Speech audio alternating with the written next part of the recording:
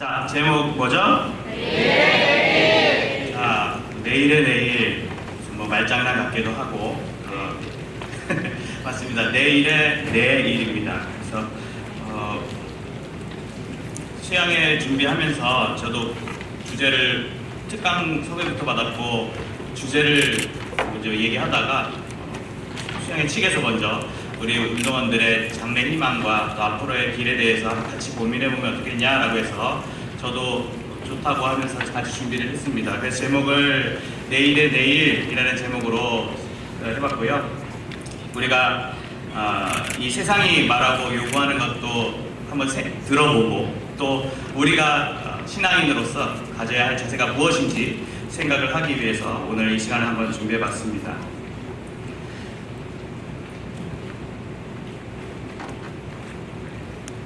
자, 여러분 혹시 밀레니얼 세대라고 들어보셨습니까? 네. 들어봤어요. 대학생들은 많이 들어본 것 같고요. 우리 중등부 친구들 들어봤어요? 안 들어봤죠. 그래서 뭐 잘못한 건 아니에요.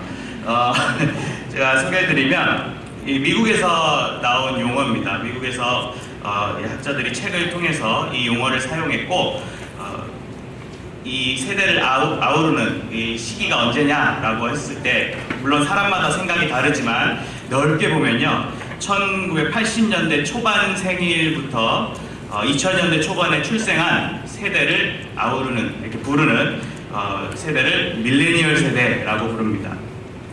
그래서 여기에 해당되죠? 네. 중등부는 약간 안 해당되나요? 걸치고 있죠 약간. 몇 년생이죠? 그러니까 2005년생 초중반 이제 세대인데 어쨌든 연결은 된다고 생각을 합니다. 그래서 여러분들이 이 세대가 우리가 세대가 공통적으로 갖고 있는 게 인터넷을 주로 사용을 하고 또 핸드폰, 모바일, 이 스마트폰을 사용하는 세대이고 소셜 네트워크, 소셜 미디어, SNS라고 우리가 부르는 그것을 사용하고 여러 가지 IT 기술에 능통한 그런 세대를 밀레니얼 세대라고 부른다 합니다. 특별히 이 세대는 대학 진학률이 높고요. 또 배운 대학 시기까지 배우기도 하고 반면에 전체적인 이 글로벌 금융 위기가 오면서 여러 가지 어려움을 겪기도 합니다. 사회 진출을 하지만 고용 감소, 일자리 축소, 여러 가지 질 저하 이런 걸로 인해서 소득이 또 높지 못한 그런 안타까운 상황도 맞이하고 있는 세대가 이 밀레니얼 세대입니다. 학자금 부담, 여러 가지 어려움을 겪고 있는 세대입니다. 그래서 또 이 세대가 그런 시기를 더 겪어서인지 모르겠지만 전통적인 광고나 이런 마케팅에 의존하기보다는 내가 찾아서, 내가 검색해서 정보를 찾는 그런 세대의 특징이라고 합니다. 제가 이 밀레니얼 세대를 소개하면서 시작하는 이유는 저도 이 세대에 앞에 걸치고 있어서 여러분들과 그래도 공감할 수 있는 그런 시대가 되지 않을까, 시간이 되지 않을까 해서 언급을 해봤고요. 이 세대의 특징이 있습니다. 밀레니얼 세대가 갖고 있는 여러 가지 풍조, 운동, 사상이 있는데 자, 이거 들어봤을 겁니다. 이거는 뭐죠? 욜로. 이거는 요즘 또 이거 요즘 말을 많이 안 하는데 이 욜로가 한때 아주 선풍적으로 한 작년까지 막 많이 TV에도 나오고 인터넷에 나오고 들어왔을 겁니다. 인생은 한 번뿐이다. 그래서 이런 마음가짐으로 나에게 주어진 오늘 하루와 이 지금의 시간을 알차고 유용하고 행복하게 꾸려나간다라는 생각이 바로 이 욜로입니다. 그래서 어떻게 보면 지금을 더 소중하게 생각하는 만큼 내일은 그보다는 생각을 덜 하겠죠. 그리고 현재 행복을 위해서 소비하는 라이프 스타일 이렇게 소개를 하고 있습니다. 근데 요건 혹시 들어봤습니까? 파이어 불? 들어보신 분? 몇 분 있네요. 중등부는 없는 것 같아요. 제가 얼마 전에 TV 보다가 이거를 이렇게 보게 됐습니다. 그래서 이거의 의미는 영어의 약자입니다. 불을 의미하는 게 아니라 Financial Independence Retire Early, 그러니까 경제적 자립 그리고 조기 퇴직. 이 뭐냐면 40세까지 돈만 번다는 겁니다. 40세까지 죽어라 돈을 벌면 내가 직업이 있어도 부업을 하고 부업이 있어도 부동산 투자와 뭐 주식 투자 이런 것까지 다 해가지고 제가 TV로 본 사례만 해도 40세까지 12억을 번든답니다. 12억, 그러니까 이게 가능하다고 제가 말은 하지만 이게 쉬운 건 아닙니다. 그래서 이거를 하기 위해서는 되게 조그만 집에 살고요. 뭐 가진 것도 별로 없고요. 먹을 때도 이 회사 늦게까지 일해서 회사에서 주는 밥을 먹기 위해 시간을 벌고, 그러니까 어떻게든 최대한 돈을 안 쓰면서 저축하고 불리고 이렇게 해서 12억을 마련한 다음에 이제 40세가 되면 은퇴를 합니다. 은퇴를 해서 내가 하고 싶은 일을 하면서 산다. 근데 그게 이 12억이라는 그 액수가 금액이 이제 그걸로 돌아간다는 거죠. 계산을 해서 그 금액을 맞춰서 나는 40세까지는 친구도 안 만나고 일만 하고 열심히 해서 나는 돈을 벌겠다. 이런 마음가짐으로 또 살아가는 사람들을 이 파이어족이라고도 합니다.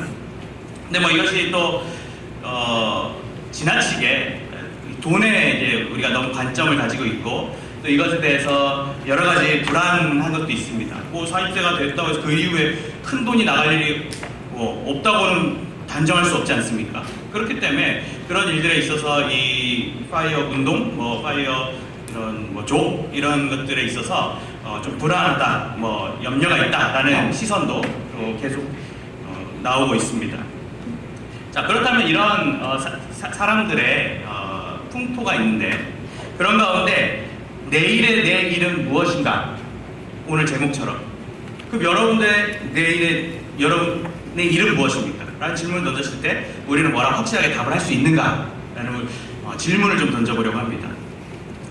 자, 이 가운데 혹시 제가 이 질문을 던져보겠습니다. 꿈이 있다. 나는 장래 희망이라는 개념에서 꿈이 있다. 좋습니다.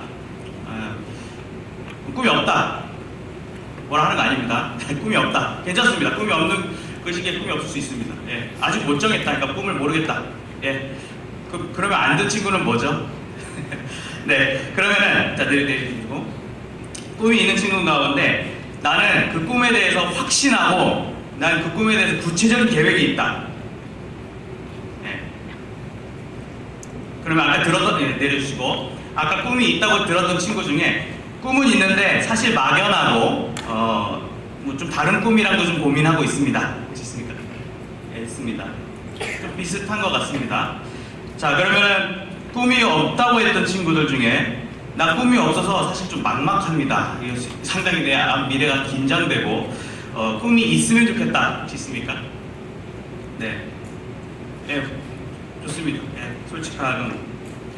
자, 다음 꿈이 없는 친구 중에 나는 꿈이 없어도 상관없고 꿈이 없어도 된다. 자, 손들. 좋습니다. 당당한 저런 모습 저는 좋습니다. 이게 다양합니다. 이런 질문들을 우리가 던져볼 필요가 있는데 그렇다고 해서 뭐 꿈이 없다고 해서 그것이 여러분들에게 뭐 비난을 한다거나 뭐 잘못됐다고 지금 지적하려는 시간이 아닙니다. 제가 기사를 좀 찾아봤는데요. 기사 가운데 이런 기사가 있습니다. 초등학생 장래희망 3위가 유튜버랍니다. 그리고 1위가 운동선수다라는 조사 결과가 있었습니다. 그리고 2위가 교사였고요. 4위가 의사가 였고 5위가 요리사. 중학생은 1위가 교사였습니다. 그리고 2위가 의사, 3위가 경찰관, 4위가 운동선수, 뷰티 디자이너가 5위. 그리고 고등학생은 여기 고등학생은 없지만 교사, 그리고 2위가 경찰관, 3위가 간호사, 4위가 컴퓨터공학자, 소프트웨어 개발자, 5위가 군인 이렇게 있었습니다. 근데 뭐 이거는 조사 기간에 따라 달라요. 그리고 뭐 어느 지역에 있는 친구들 뭐 또 몇 명을 두고 했는지에 따라 또 달라요. 그래서 다른 기사를 또 보니까 이런 기사도 있었습니다.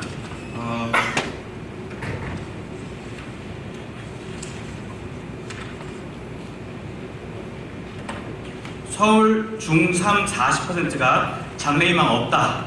네, 장래희망 없다라고 그리고 희망직업 1위로 공무원. 그래서 어떻게 보면 좀 현실적인 느낌이 있는 그런 답변도 찾을 수 있었습니다. 그리고 또 뭐 기사에는 안 나왔지만 우스갯소리로 우리 교회에서나 뭐 TV에서도 나오는 얘기가 요즘 초등학생들 장래희망 물어보면 건물주 되고 싶어 한다라는 대답도 있다고 합니다. 들어본 적 있죠? 네. 근데 이런 것들이 사실은 또 뭐 TV에만 봐도 뭐 서장훈 뭐 이런 사람들이 건물주 뭐 이렇게 뭐 갑부 이런 이미지로 해서 돈 많은데 노는 사람 이런 거를 꿈으로 삼는 미디어에 우리가 많이 노출되고 영향을 받고 여러분들이 그걸 보고 막 이상적으로 생각하는 그런 현상들이 우리에게 있다는 걸 또 볼 수 있습니다. 그렇다면 우리가 여러 고민이 있을 겁니다. 꿈을 하고 있을 때 그 뒤에 붙을 수 있는 서술어로서 뭐 여러 가지 있을 겁니다. 꿈을 갖다, 꿈을 꾸다, 꿈을 찾다, 꿈을 얻다 여러 가지 있겠죠. 뭐 이외에도 붙을 수 있을 텐데 제가 생각해보면 대표적인 그런 붙는 말들입니다. 뭐 갖다라고 하면은 좀 인간이 욕심이 드러나는, 인간의 욕심이 앞서 있는, 그리고 인간 시점에서 꿈을 갖다라는 개념을 생각해 볼 수 있을 것이고, 꿈 꾸다라는 것은 뭐 인간적인 욕심이 있지만 좀 소망이 있는, 조금은 소극적인 그런 의미로도 볼 수 있을 것이고, 꿈을 찾다라는 것은 인간으로서는 좀 관심을 갖고 있지만 뭔가 외부에서 얻을 수 있는 그런 개념으로 뭐 여러 가지 의미로 볼 수 있을 것입니다. 얻다도 뭐 역시 나의 인간적인 측면보다는 뭐 외부에서 찾으려는 그런 개념의 용어가 될 것입니다.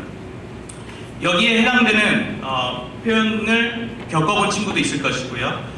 또 여기에 따른 것을 못 갖고 꾸고 찾고 얻는 친구들도 있을 겁니다.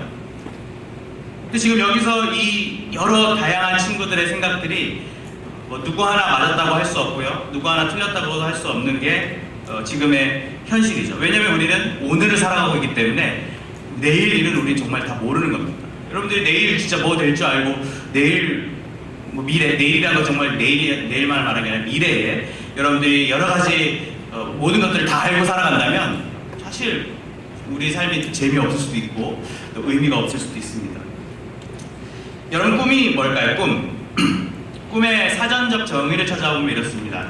꿈은 실현하고 싶은 희망이나 이상을 의미합니다. 물론 1번 의미는 우리가 잘 때 자는 꿈, 그게 1번 의미고요. 2번 의미는 우리가 실현하고 싶은 기대나 뭐 희망이나 이상 이런 것들을 의미하는데, 세 번째 의미가 있습니다.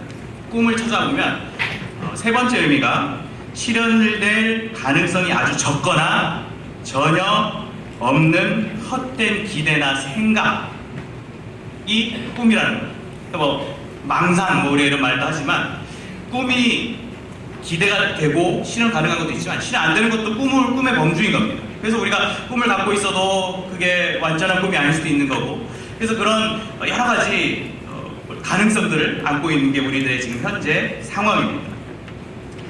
자, 그렇다면 우리가 이런 꿈을 꾸는 것에 있어서 고민을 하는 이 시기에 세상은 어떻게 이 시기를 보고 있는가, 우리 진로에 관해서 어떻게 말을 하고 있는가 보면요, 잘 보이지 않을 것 같은데 제가 읽어드리겠습니다. 초등학교는 여러분들 전에 나왔던 초등학교는 진로를 인식하는 시기로 봅니다. 인식. 그리고 중학교, 여러분들 지금 시기는 진로를 탐색하는 시기로 봅니다. 그리고 고등학교는 진로를 설계하는 시기로 봅니다. 그리고 대학교는 진로를 선택하는 시기로 봅니다. 물론 이렇게 해야 된다는 건 아닙니다. 많은 사람들이 이렇게 거의 안 합니다. 이거는 이제 표준으로 정해놓고 이런 방향으로 여러분들을 교육하겠다라고 한 교육부의 계획입니다. 그래서 이런 계획 안에서 우리가 생각을 해봤을 때 세상은 이런 흐름과 방향으로 나를 요구하고 나의 진로를 찾으라고 하는데 과연 나는 잘 찾고 있는가? 그리고 내가 가진 꿈이 정말 가능한 걸까? 뭐 여기에 다양한 꿈이 있을 겁니다. 여기 있는 친구들 가운데 뭐 의사 되고 싶은 친구 있어요? 아까 꿈이 있다고 한 친구들 중에 혹시 내 꿈이 뭐라고 얘기할 수 있는 친구 있나요? 네. 스토리 작가랑 일러스트레이터 그 디자인하는, 그리고 뒤에 성악가가 보입니다. 성악가. 예, 성악가도 멋있습니다. 또 있습니까? 그 흰색 팔, 흰팔? 방송 PD요. 방송 PD. 아, 방송 PD도 멋있죠. 또 뭐 말할 수 있는? 네. 유튜브 크리에이터. 좋습니다. 아, 정말 다양하고 지금 이 안에서만 한 5명 정도 얘기한 것 같은데 다 달라요. 좋은 현상이라고 생각합니다. 그런데 우리의 앞날, 우리의 내일이 어떨까요? 우리의 이제 꿈을 갖고 있지만 우리가 내일 살아갈 내일의 모습은 어떨까요? 자, 좋을 것 같다. 좋을 것 같다. 좀 있습니다. 좋지 않을 것 같다. 이 미래의 환경이 뭐 여러 가지 의미가 있겠죠. 네, 뭐 그 외에는 고민 중인 걸로 알겠습니다.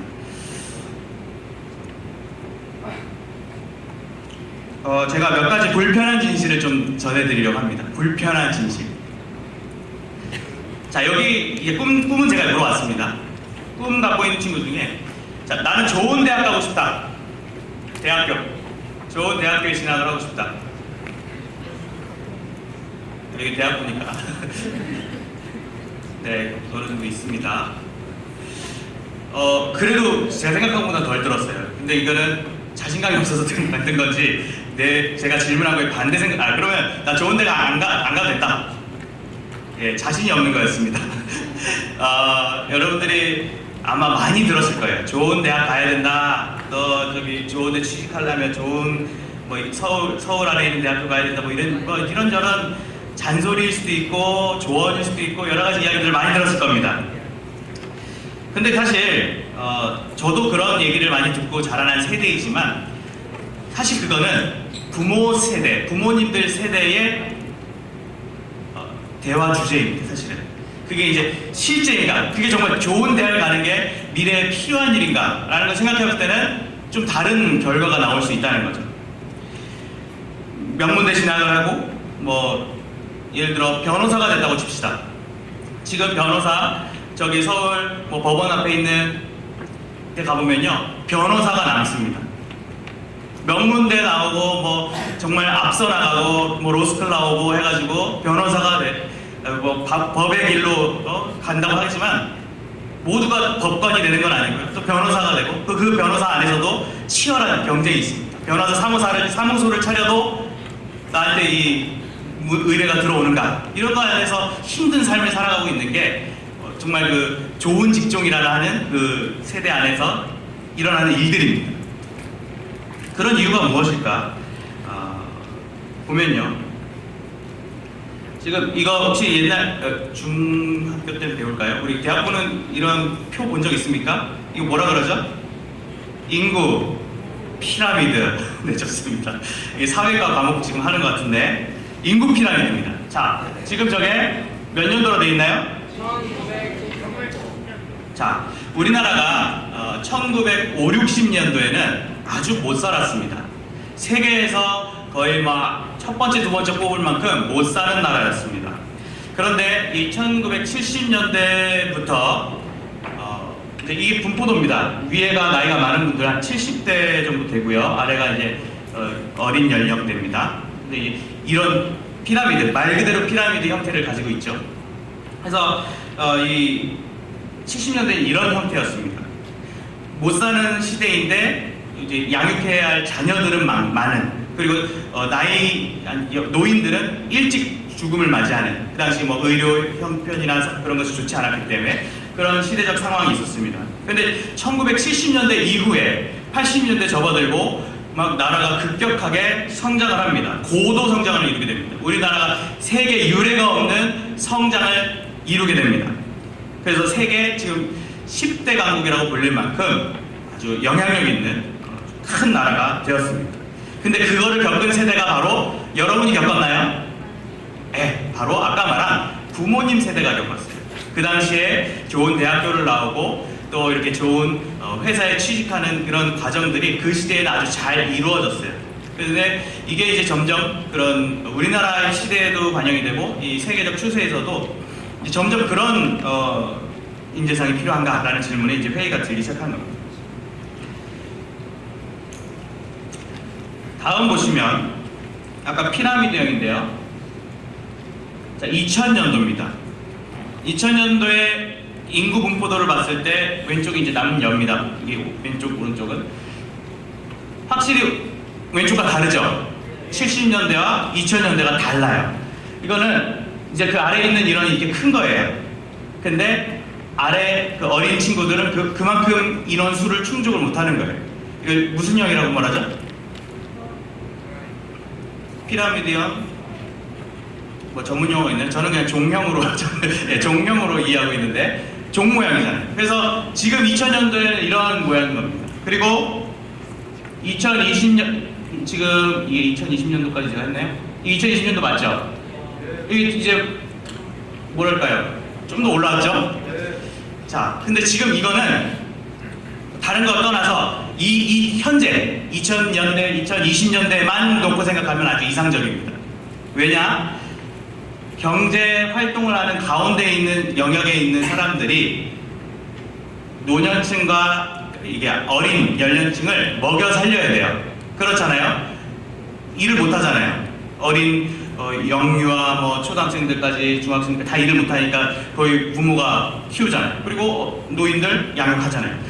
이때는 현재로서는 아주 안정기입니다. 그래서 우리가 지금까지는 아주 안정기를 살아왔다는 사실입니다. 우리가 지금 살고 있는 좋은 시대, 풍족한 시대, 행복한 시대를 우리가 살았습니다. 자, 이제 여기까지 우리 현재고요. 올해죠. 2020년이고 이제 2060년으로 가보겠습니다. 이제 이건 예측입니다. 자, 우리들의 미래입니다. 이거는 이제 통계를 하는 그 기관에서 예측을 한 거고 이 흐름과 여러 학설들을 토대로 만들었겠죠. 그리고 제가 지금 화살표를 하나 해놨는데 거기가 아마 우리들의 영역입니다. 저쯤에 이제 우리 나이가 한 5, 60대 돼 있을 것 같아요. 제가 계산을 해보니까 여러분들 나이를. 어떻습니까? 저기 지금 아까 70년대는 제일 꼭대기가 70년생이, 70세입니다. 70세. 근데 오른쪽 표부터는 맨 위가 100세입니다. 100세 이상.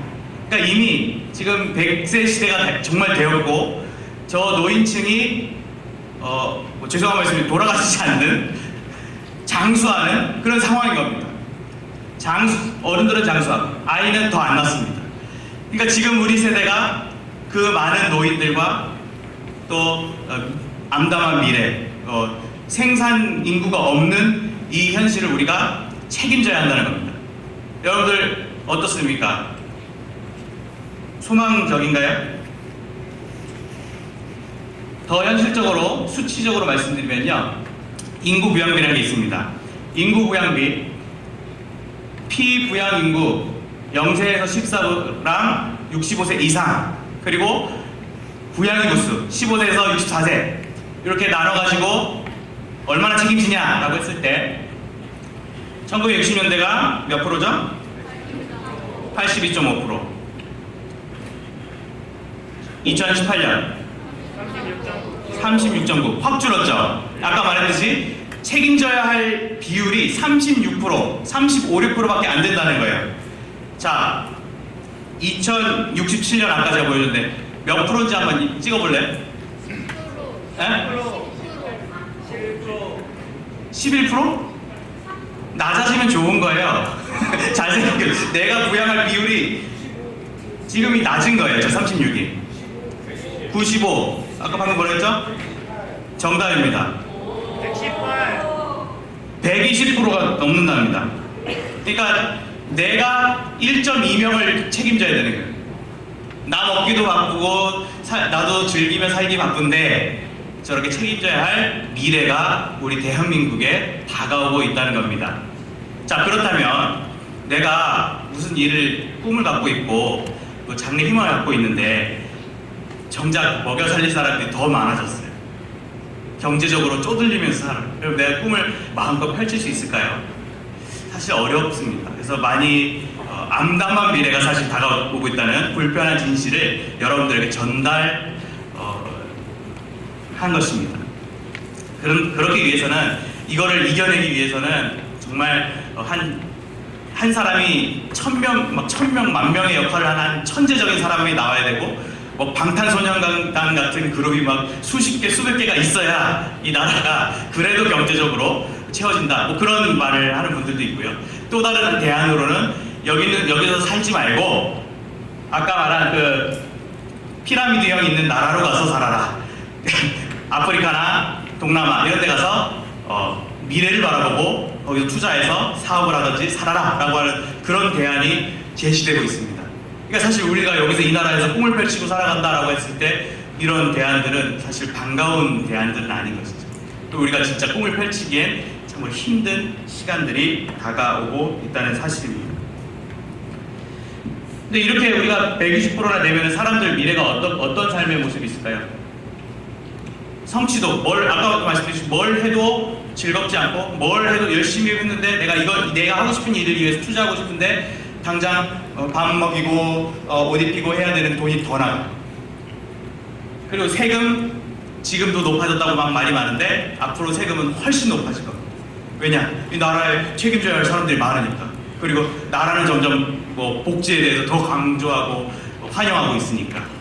또 그만큼 사람들은 이기적이겠죠. 인간성이라는 이제 볼 수 없을 것이니까. 서로 자기 것만 더 생각하려고 할 것이고요. 또 뭐 양심도 없을 것이고 또 뭐 서로 상처만 주는 그런 일들이 많이 일어날 것입니다. 희망이 있는 것 같습니까? 근데 우리가 이 교회 신학교에서 하는 20회에서 미래에 희망이 없습니다라고 말하기는 좀 그렇죠. 그래서 우리가 이 내용들을 토대로 그러면 나는 어제 나는 어디에 서 있었는가? 라는 질문을 해보려고 합니다. 자, 여러분들이 지금 청소년기에 접어들은 친구들이고 이제 뭐 지금의 삶을 살아가지만 우리들의 어제를 좀 돌아보면요, 분명히 우리도 부족한 모습들이 많았을 것입니다. 여러분들 청소년 시기에서 막 혼란스러운 생각도 많이 들고 막 이 미래에 대한 생각도 고민도 있을 것이고 친구에 관한 고민들, 뭐 가족, 뭐 나의 학업 여러 가지 고민들이 많이 있을 것입니다. 그런 가운데 이 시대는 아까도 말씀드렸듯이 부모 세대나 뭐 학교에서나 막 우리에게 강요하는 것들이 많이 있습니다. 이것도 하라고 하고 저것도 하라고 하고. 또 그런데 내가 공부나 이런 것들 해야 할 게 많은데 거기에 갑자기 또 거기서 이 스마트폰을 내가 열면은 또 더 큰 세상들이 나를 유혹하고 나에게 많은 정보를 줍니다. 맛집도 가봐야 되고 누구 공연도 가봐야 되고 또 영화도 봐야 되고 친구랑 뭐 이것도 보내주고 주고받아야 되고 할 것들이 너무 많아요. 시간적으로 정보적으로 우리가 신경 쓸 것들이 너무 많아진 이 시대를 이 스마트폰 하나로도 우리가 겪고 있는 시대라고 할 수 있습니다. 그리고 또 그런 생각 속에서 이런 정보들이 많아서 그러는지 모르겠는데 요즘 결정 같은 것도 잘 못해요.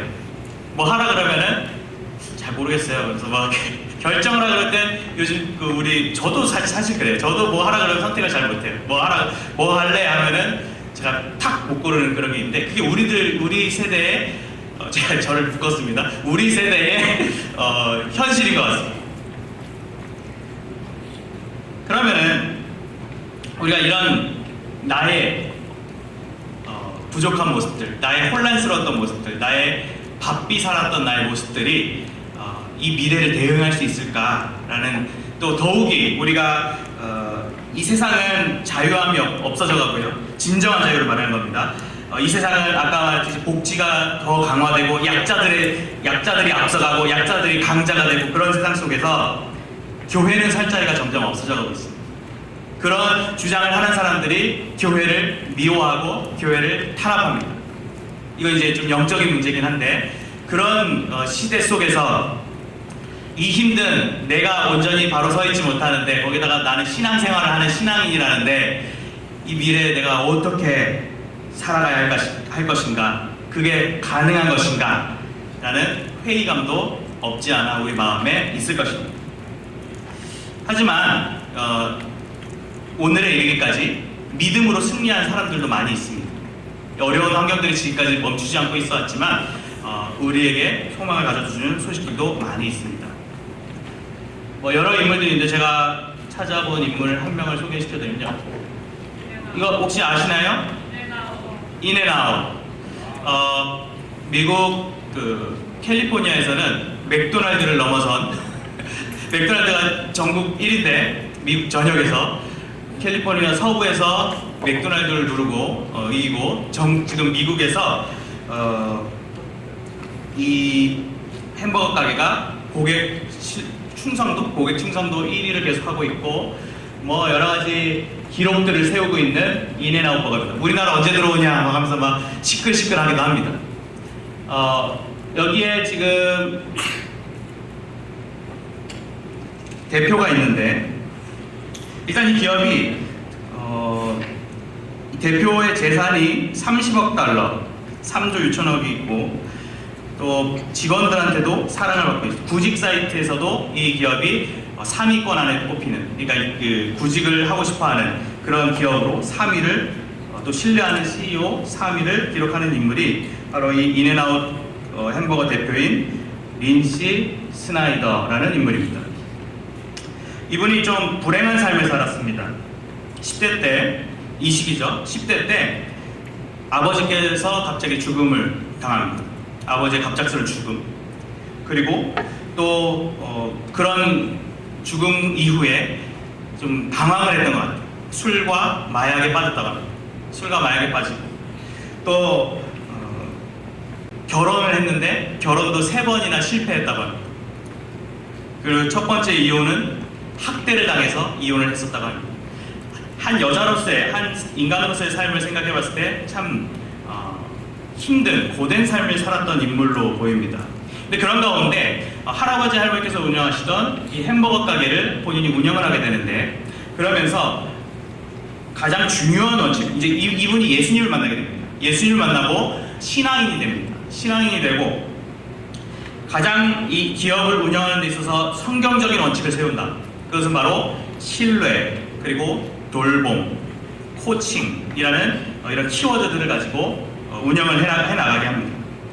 그리고 리더로서는, 내가 CEO로서는 탁월함을 가져야 한다, 이런 생각을 가지게 된 것입니다. 그래서 결국은 이 기업이 너무 맛있는 거죠. 일단 기본적으로 맛이 너무 좋은 거죠.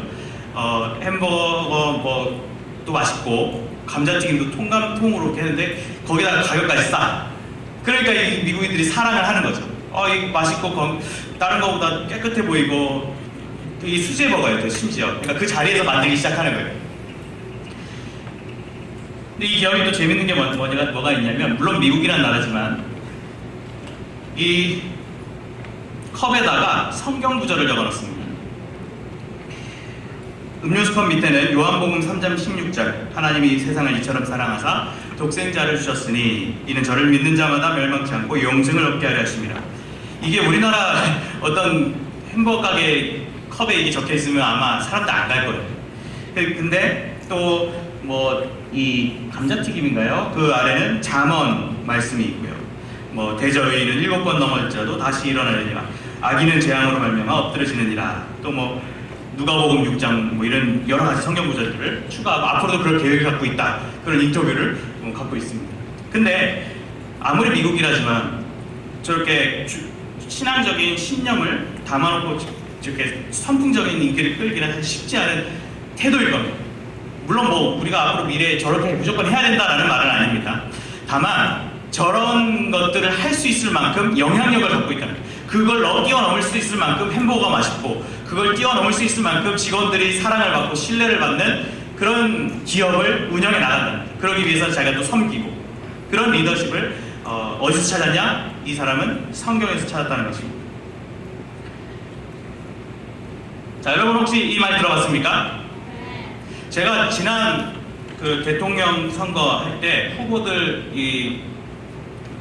토론하는 거, 그 시간에 제일 많이 들었던 단어가 저 4차 산업혁명 시대에 어떻게 할 거냐, 먹거리를 어떻게 할 거냐, 교육을 어떻게 할 거냐, 그 질문과 대답을 주고받는 걸 많이 들은 기억이 있습니다.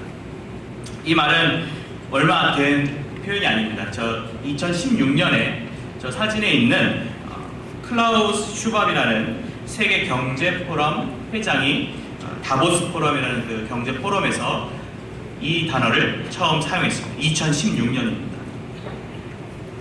여러분도 많이 학교에서 들어왔습니다. 그리고 또 뭐라 써있죠? 뉴 칼라. 이 옥깃을 얘기하는 겁니다. 그래서 이것도 역시 다보스 포럼 연설, 기조 연설 중에 IBM 최고 경영자인 지니 로메티라는 인물이 이 말을 썼습니다. 이 4차 산업혁명에 관해서 어떤 말을 했느냐, 제가 한번 이분의 말을 좀 인용해 드리겠습니다. 4차 산업혁명 시대에 살아남을 기술이 가장 고고한 수준의 기술만은 아닐 것입니다. 대학을 나오지 않아도 인공지능 시대에 참여할 수 있기 때문에 블루 칼라도 화이트 칼라도 아닌 뉴 칼라 계급이 생길 것입니다. 라고 한 것입니다. 블루 칼라, 약간 노동자 쪽에 해당되는 그 그룹이죠. 그리고 화이트 칼라, 뭐 사무계나 이렇게 아무튼 좀 그런 우리가 생각하기에는 좀 뭐 배우고 한 분들 뭐 이렇게 표현하기도 하고. 근데 이런 지금 그 문제가 아니라는 겁니다. 미래는 그런 것들은 AI, 또 인공지능과 여러 컴퓨터와 그런 기계들이 해결하는 부분이 너무 많기 때문에 새로운 세대가 열릴 것이다 라고 한 것입니다. 실제로 그렇지 않습니까? 옛날에 지하철표, 여러분들은 모르죠. 저는 그래요. 지하철표 자동으로 기계가 파는 거 거의 없었습니다. 거의 어떤 사람과 사람이 대면하며 저 뭐 어디까지 가는 표 주세요 이렇게 해가지고 옛날에는 심지어 버스표까지 그렇게 했습니다. 더 옛날에는 물론 당연하고요. 하지만 지금 대부분 지하철에 뭘로 하죠? 이 기계로 합니다. 그리고 또 맥도날드나 버거킹 가보셨습니까? 주문 어떻게 하죠? 기계에다 합니다. 와, 이 새로운 시대다. 여러분들이 그 변화를 겪는 세대인 겁니다. 그러면은 그거 바로 생각할 수 있는 게 뭘 생각하죠? 그럼 직원들이 잘리겠네? 일자리가 없어지네? 라고 걱정할 수 있을 겁니다. 하지만 그로 인해서 그 기계를 개발하는 업체, 기계를 납품하는 업체, 수리하는 업체가 활기를 띄우게 되고요. 또 뭐 대중교통도 마찬가지고, 그럼 버스카드 같은 게 이번에 이런 일들로 인해서 버스카드 같은 개발을 하는 업체가 또 성장을 하게 되고, 새로운 세계, 새로운 업체들이 성장을 하게 되는 것이죠. 물론 그런 변화에 발맞추어 대응하지 못할 때 일자리를 잃는 분들이 분명히 생기긴 하겠죠. 하지만 일자리 전체 규모로 봤을 때는 새로운 또 일자리가 생긴다는 것도 우리는 역시 생각해 볼 필요가 있습니다. 그러면 이 세상이 말하는, 교회가 말하는 건 아니지만 이 학교가 말하고 세상이 말하는 2020년에 요구되는 직무 역량이 무엇이 있는가? 직무 역량이 무엇이 있는가 소개해드리겠습니다. 첫 번째 뭐죠? 비판적 사고가 있어야 된다. 둘째로 창의성이 있어야 한다. 셋째로 네, 복합 문제를 해결하고 의사소통 능력이 있어야 된다. 네 번째로는 협업 능력이 필요하다. 제가 지금 이거는 이미 뭐 밖에서 얘기하는 거기 때문에 제가 이거를 가지세요라고 말하러 온 거 아닙니다. 세상은 저렇게 요구하고 있다는 겁니다. 그러니까 뭐 참고하시면 좋겠죠. 세상은 이런 인재상을 원하고 이런 게 연습된 사람을 원한다는 겁니다. 뭐 좋은 대학 나왔고 좋은 학과 나왔다고 해서 되는 그런 공식처럼 사람을 뽑아간다거나 앞으로의 꿈을 실현시켜준다는 게 아니라는 겁니다. 그래서 우리가 생각을 할 때 이런 세상적 판단, 세상적 이런 분위기는 인지할 필요가 있습니다. 그래서 오히려 대학은 아까 인구 그 분포도 보셨겠지만 대학은 앞으로 줄어들 겁니다. 대학은 뭐 이제 존재는 하겠지만 많은 대학들이 없어질 것이고요. 분위기, 교육의 그런 풍토가 아마 바뀔 것입니다. 그리고 그렇기 때문에 여러분들이 입시에 있어서 너무 막 스트레스를 받고 입시에 막 목숨을 걸고 입시에 있어서 막 힘든 마음을 가질 필요는 없습니다. 물론 주어진 기본 교육은 열심히 해야 됩니다. 막 저기 수영회 갔더니 목사님이 입시 신경 쓰지 말래 그러면서 막 어머니한테 대들고 이러면 안 됩니다. 요즘은 대학교가 상관이 없이 컴퓨터 공학과가 나오면 취업이 쉽다고 합니다. 그러니까 전문성이 중요하다는 거죠. 물론 뭐 좋은 대학교에 좋은 그 컴퓨터 공학과도 뭐 더 대우를 받는 그런 것도 있을 수 있겠지만 기본적으로는 그런 뭐 학교를 본다기보단 전문성과 역량을 본다는 사실입니다. 뭐 그리고 요즘은 이런 입시 학원뿐만 아니라 코딩, 뭐 컴퓨터 뭐 어플 개발하고 이런 쪽 학원이 아주 사람이 넘쳐난다고 합니다. 왜냐? 지금 요구하는 건 그쪽 방향이기 때문에. 그래서 컴퓨터 프로그래밍과 뭐 아까 뭐 크리에이터도 나왔지만 이 영상을 다룬다거나 뭐 이런 프로그램 어플을 개발하고 하는 그런 일들이 미래의 유망 중이고 계속 성장을 하고 있는 과정 중에 있다는 사실입니다. 자, 그렇다면 마무리를 이제 하려고 합니다. 결론을 향해 가고 있습니다. 여러분들이 이 세상이 요구하는 이런 조건들 우리가 다 가져야 됩니다. 그쵸? 여러분 다 가지고 싶죠? 제가 이거를 곰곰이 읽어보면서 이게 답이 있는데 라는 생각이 드는 겁니다.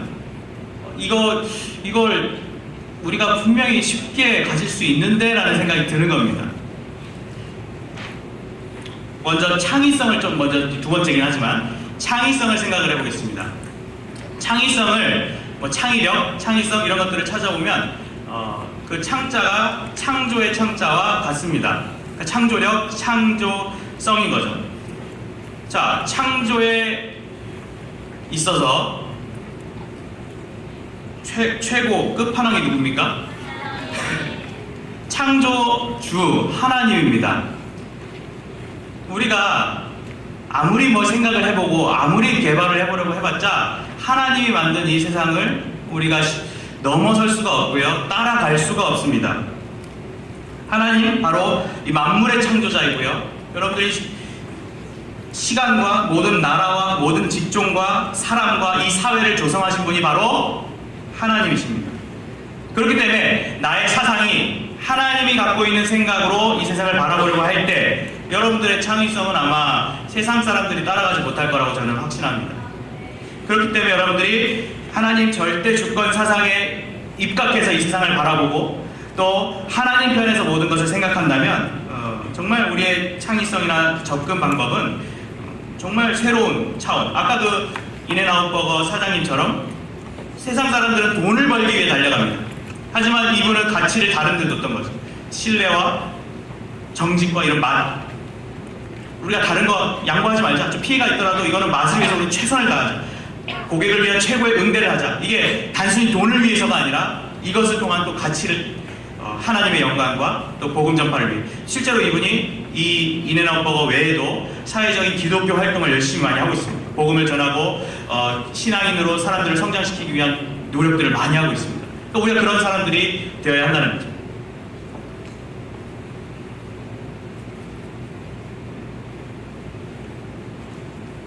성경 구절이 보이나요? 한번 읽어볼까요? 처음부터 그 10편부터 시작. 주께서 지혜로 그들을 다 지으셨으니 주께서 지으신 것들이 땅에 가득하니이다 라고 하고 있습니다. 다음 것도 한번 읽어보겠습니다. 너는 청년의 때에 너의 창조주를 기억하라 라고 하고 있습니다. 여러분 청년이라고 하지만요, 청년에 청소년도 포함됩니다. 여러분도 다 청년인 겁니다. 우리가 청년의 때에 창조주 하나님을 생각해야 하는 겁니다. 하나님을 중심해야 하는 겁니다. 하나님을 사랑하고 따라가야 하는 겁니다. 자, 좋습니다. 처음으로 창의성 생각해봤고요. 다음으로는 아까 첫 번째 있던 비판적 사고에 대해서 한번 생각을 해볼까요? 비판적 사고 우리가 어떻게 가지는 게 좋을까요?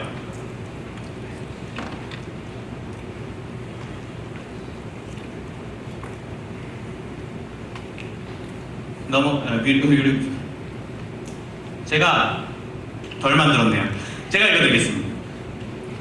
자, 여러분 비판적 사고라 하면 세상을 막 비비 꼬아서 보는 걸 비판적 사고라고 하지 않습니다. 비판적 사고는 물론 때론 갈등도 있습니다. 부딪힘도 있습니다. 하지만 그것은 더 올바른, 더 나은, 더 효율적인 방향으로 만들어가기 위해서 고민하면서 갖는 사고인 겁니다.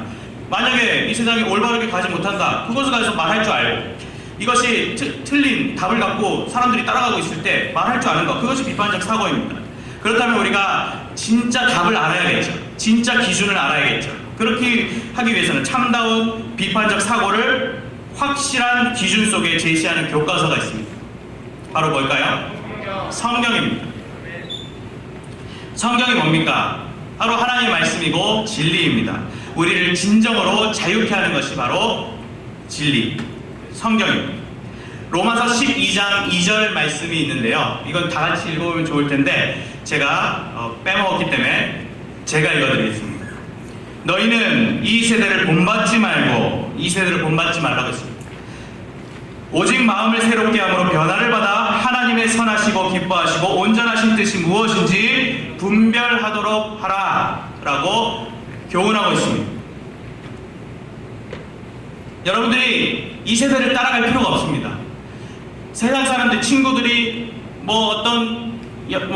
인터넷에 늘 뭐가 생기지 않고 유행하는 게 많지 않습니까? 이것이 생기고 어떤 가수가 갑자기 양준일이 튀어나오고 여러 가지 문화의 소용돌이가 있어요.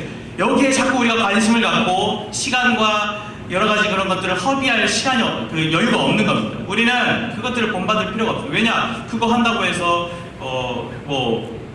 세상이 나아지는 게 아니고요. 그걸 한다고 해서 정말 하나님이 영광 받으신 것도 없기 때문입니다. 우리는 우리의 마음을 오직 새롭게 하고 하나님이 말씀하시는 바를 생각하면서 이 세상을 하나님이 원하는 방향으로 이끌어가기 위한 고민을 해나가야 될 것입니다. 그럴 때 우리가 참된 비판적 사고가 생기고 세상 사람들은 갖지 못하는 사고로서, 물론 세상 사람들도 기발한 생각을 할 수 있을 것입니다. 또 그런 걸로 우리가 유익한 것도 얻을 수는 있겠죠. 하지만 우리가 참된 성경적 비판적 사고를 가졌을 때 세상 사람들은 또 따라오지 못하는 우리가 앞선 생각을 분명히 가지게 될 것입니다. 또 요한일서에 보면 2장 15절에 이 세상이나 세상에 있는 것들을 사랑치 말라. 누구든지 세상을 사랑하면 아버지의 사랑이 그 속에 있지 아니하니 라고 했습니다. 우리가 세상을 물론 품고 그런 차원의 사랑이지만 세상을 따라가는, 세상에 끌려다니고 허덕이는 그런 사랑을 우리가 가질 필요는 없는 것입니다.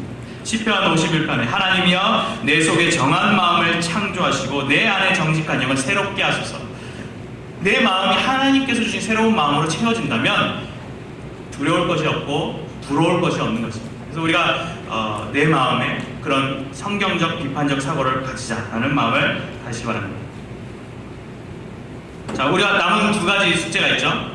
복합 문제 해결 능력이 필요하고요. 의사소통 능력, 또 협업 능력. 이것도 저는 답이 딱 보입니다. 우리가 다니는 바로 교회가 이것을 우리가 얻을 수 있는 장인 것입니다. 교회야말로 그런 것입니다. 세상에 특정한 주제를 가진 모임이 아니죠. 세상적, 예를 들어 누구를 좋아하는 무슨 팬카페 모임도 아니고요. 먹기 위해서 우리가 그런 먹방 동호회도 아니고 만들기 동호회도 아니고, 우리는 예배를 하기 위해 다양한 사람들이 모인 자리인 겁니다. 그러니까 하나님을 예배하기 위해 노래하는 사람도 있고요. 하나님을 예배하기 위해 영상을 만드는 사람도 있고요. 사람을 치료하는 사람도 있는 것이고, 다양한 직종의 사람들이 모여있는 것이 바로 교회입니다. 돈, 명예를 보고도 모인 것도 아니고요. 그 사람들이 오직 하나님의 영광과 또 그 안에서 맺어진 공동체, 서로 영혼들을 생각하면서 바라보며 모이는 곳이 바로 교회입니다.